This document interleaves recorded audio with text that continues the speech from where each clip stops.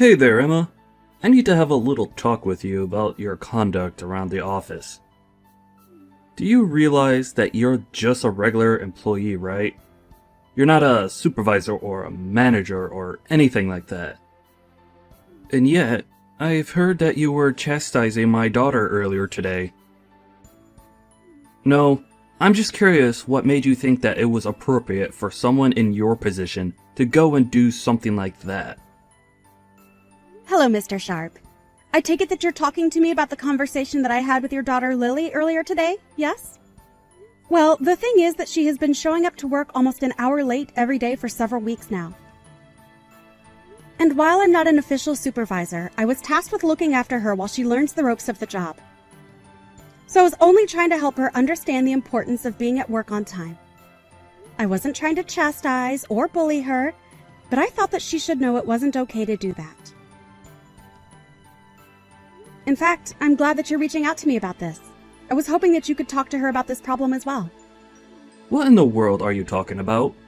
You have got a lot of nerve even trying to talk to me, your boss, in that way. I'm sorry, did I say something wrong? I really wasn't trying to step on anyone's toes. It's just that I was told to show her the ropes. And now my daughter is absolutely furious. Tell me, do you talk to my daughter in that same condescending tone when you try and show her the ropes? You should know that I'm her father, and I know very well that she's a capable worker who doesn't need someone of your standing telling her what to do. I'm sorry, but are you telling me that I shouldn't have told her to stop showing up to work so late every day?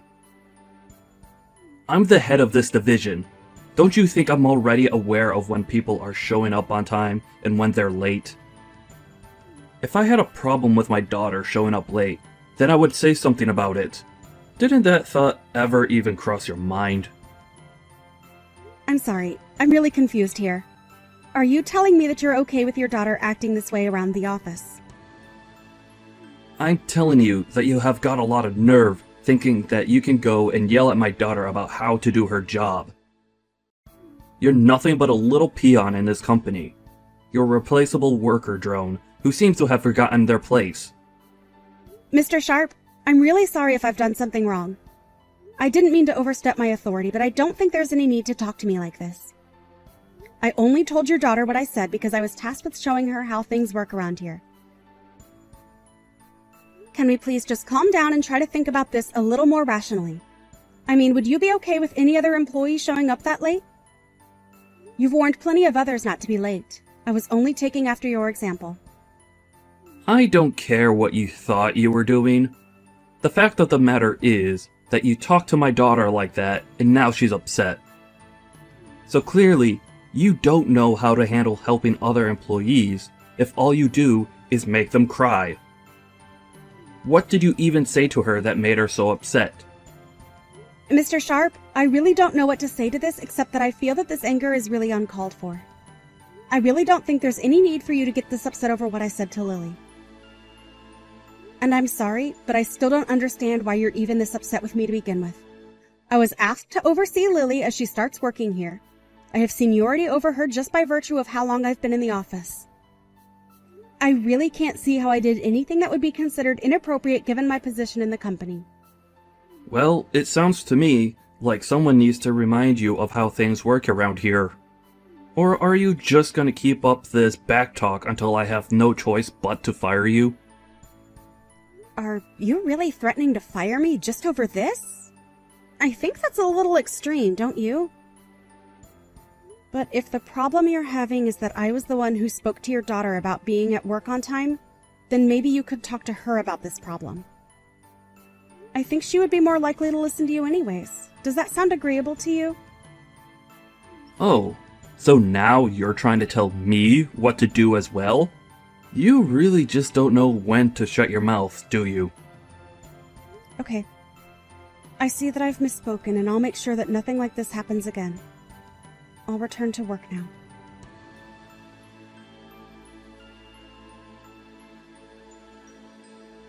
How many times am I going to have this same talk with you? Huh? Well, last time was just that.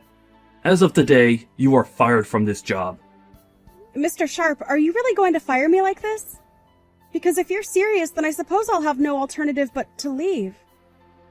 But you do realize that you're doing this all because I'm gently informing your daughter of how to act in the office. Is that what you call all the horrible yelling and chastising of my daughter? I thought I already warned you about not doing that. But if you're not going to listen to a direct order from your real boss, then it's obvious I have no choice but to let you go. I just hope some trash like you learns how to listen to your superiors one day. I guess we'll just have to see who the real piece of trash is, won't we? Excuse me? What did you just say to me? You think that just because I'm firing you means that you could talk to me however you want? I'm just saying that your daughter shows up to work late every single day. She never does any actual work when she's here, and I've only ever seen her on the phone. Are you really going to try and tell me that this isn't an employee in need of a talking to by someone? I'm telling you that you've no right to be lecturing my daughter over every little tiny mistake she might happen to make while working here. It's not your place, and you need to learn some respect. You don't get to talk to people however you want just because you've worked here longer than them. I suppose we'll just have to agree to disagree on what the actual situation is. But if you want my opinion, you're being far too easy on Lily. And it seems to me like it might also be your fault why your daughter is seemingly incapable of changing her ways. So now you're gonna try and blame all the problems you have with my daughter on me? I really don't think I've ever had to deal with such an uppity employee before. You know, your daughter actually told me the last time we talked that she was sick and tired of dealing with me and that she would have me fired. And now here you are, firing me. So I have to ask, is this because your daughter came to you and asked you to do this? And if she did she ever bother explaining to you why it is that she was being talked to by me in the first place? Oh, this problem is much bigger than just you and my daughter now. If you really think that you could talk to your boss the way that you've been talking to me, then it's clear that there's just no place for you here. I don't ever want you to even step foot into this office building again. Do you understand me? You are fired effective immediately. Well, okay then. If that's your final decision, then I won't spend any more time arguing my case. May I ask what you're going to tell HR and our managers about my firing? Because I think it might be difficult for you to merely be doing this because of how I treated your daughter. So, I'm just curious how you're going to present your case against me to the higher-ups in our office. And just why in the world do you think I would type out everything I'm going to say to them here for you to read? I'll find a good excuse to tell them that will make them all go along with my decision. I'm in charge of this department, and what I say goes. The only person at fault here is you, for daring to try and argue with me after I warned you to stop going after my daughter. I'm sorry, but I really think that I've been very calm and collected this whole time. The only one throwing around insults and using aggressive language here is you. Oh, why am I even bothering to talk to someone that I've already fired? Can't you just shut your mouth, pack up your desk, and leave already? I already told you that I never wanted to see you again. Okay then. I understand. If this is how things are going to be, then I'll leave the office today. Finally! At last you realize that even when fired, you still have to listen to me. I'm the boss in this part of the office, and my word is law. You wouldn't stop scolding my daughter, and now you're going to pay for ignoring a direct order from me. Now, get out of here and never ever come back. I understand. I also understand that you're incapable of seeing things objectively and that you're not suited for the position that you have. So, you should know that you are going to regret doing this. I will make sure of that. You're telling me that you're going to try and make me regret firing you? And just what do you think you can even do against me now that you're fired, huh? Besides, I'm in charge here, so what I say goes. It's literally impossible for me to make a bad call because I'm the one who is in charge. Yes, you are the one in charge, and that's what's going to come back to bite you. Anyways, I'll be taking my leave now.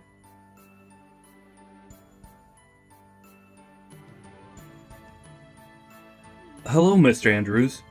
I saw the message left on my desk that you wanted me to send you a message to talk about something. What can I do for you today? I was just wondering where in the world my granddaughter has gone to. I'm sorry. I don't think I'm quite following what you mean by that, sir. Well, it really is quite simple. I'm talking about my granddaughter. I want to know where she's gone. Did something happen to her? I've been asking around, and everyone has been telling me that I should be talking to you about this. So, I would like an explanation of exactly where my granddaughter has gone to, Eugene. In fact, why don't you explain yourself to my face? I want you in my office right this moment. But sir, I'm still really confused. I don't know what you're talking about. I don't even know who your granddaughter is. Are you blind? Or just illiterate? I said that I want you up in my office to explain yourself to me right this second. Yes, of course, sir. I'm sorry for not leaving right away. I'm already heading towards the elevator as we speak.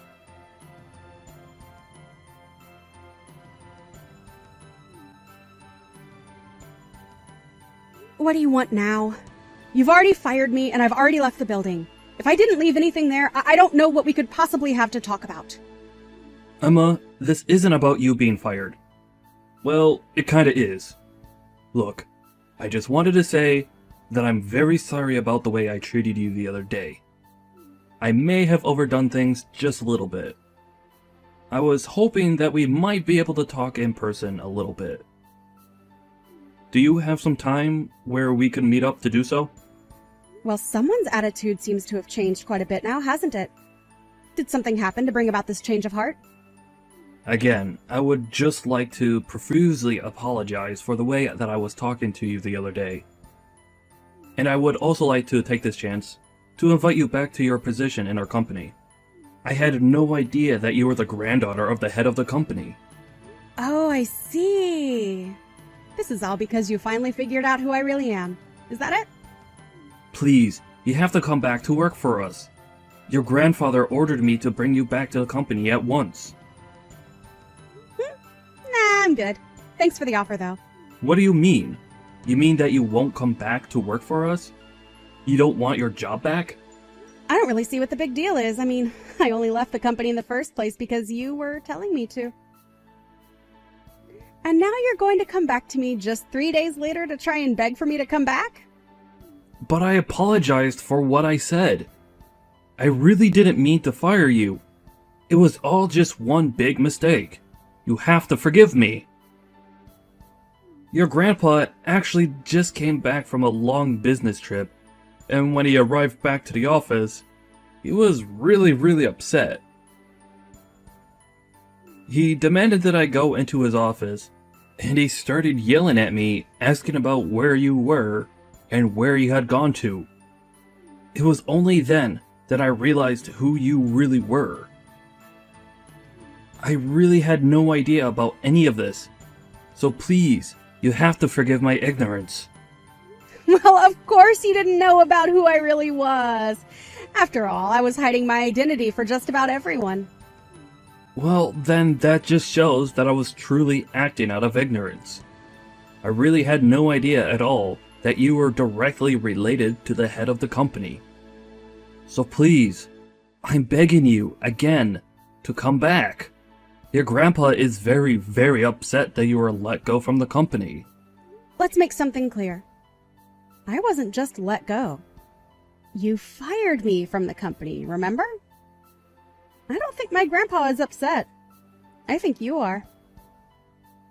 Well, yes, Okay, I suppose I am the most upset out of everyone here. So please, you have to come back. I'm begging you. I'm sorry, but I've already given you my answer, and it's not going to change. I won't be going back to work there. You can go back all you want, but the fact of the matter is that I was fired. I can't just go back. I'll have that you were fired erased completely from your record. It won't show that as having happened at all. There's no reason why you shouldn't be able to return. We can pretend like nothing ever happened at all, and you can just go back to your old position. Not only that, but if you come back, I'll apologize to you in front of the whole staff. I'll even talk to my daughter and make sure she knows that she needs to work just like everyone else does. So you mean to tell me that you could have done that this whole time, but you're only choosing to do so now? You know, if you had just done that from the start, then you wouldn't be in trouble like you are right now. But like I said, it's too late to try and change things now, so why don't you just give up already? Please, you have to come back. I'm begging you. Please don't say no to this. If the company president finds out the truth about how and why you were let go, then things are going to get really bad for me.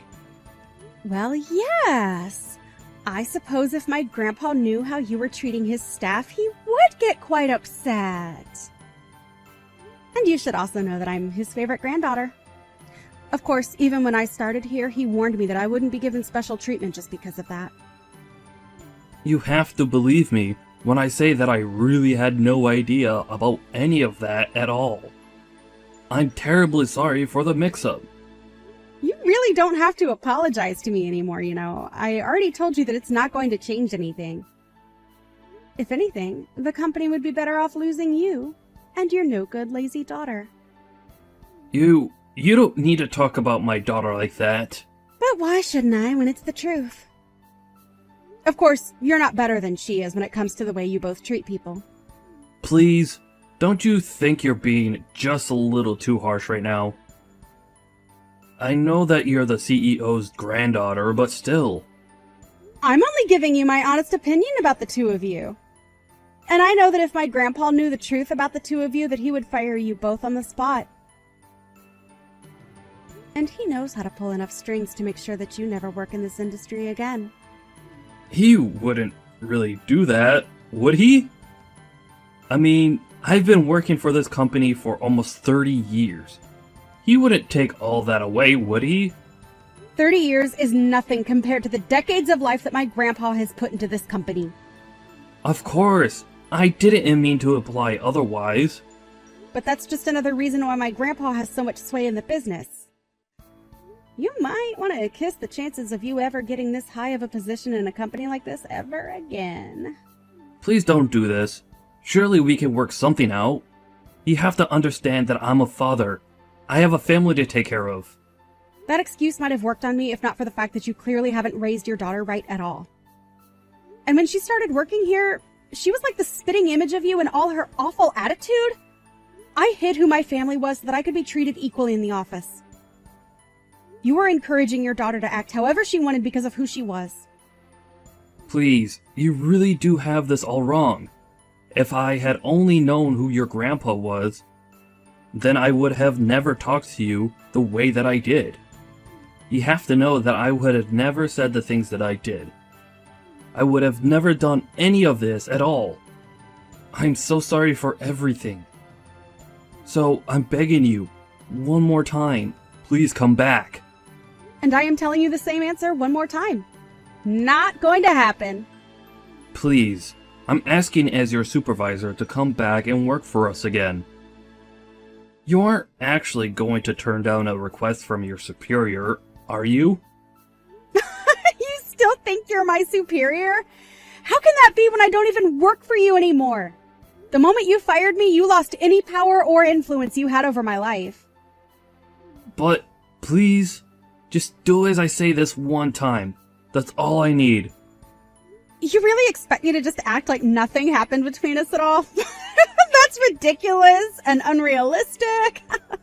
I really don't have time to carry on with this stupid conversation any longer. But if you don't come back, then I'm going to be in serious trouble.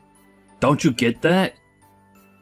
If you don't come back, then both Lily and I might end up getting fired because of this. You have to come back and save us. You'll get your job back too. Everyone is going to win if you do this. You're acting as if I would have anything real to gain by helping you. But you're only asking that I come back to save your own skin. You were the one that fired me, and now you will have to live with that decision. I told you from the very start that you were being unreasonable and that you'd regret this. Now, if this is all that you have to say to me, I would appreciate it if you just left me alone instead. Please don't do this, Emma. I'm begging you. You have to come back. You have to save us. I'll even make Lily apologize to you. We're both begging you to come back. And I'm telling you that you can keep your worthless apologies to yourself because I don't want them.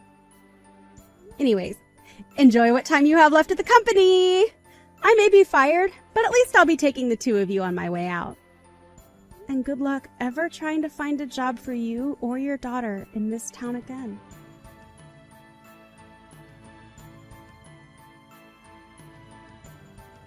After that, Emma went to her grandfather and revealed all.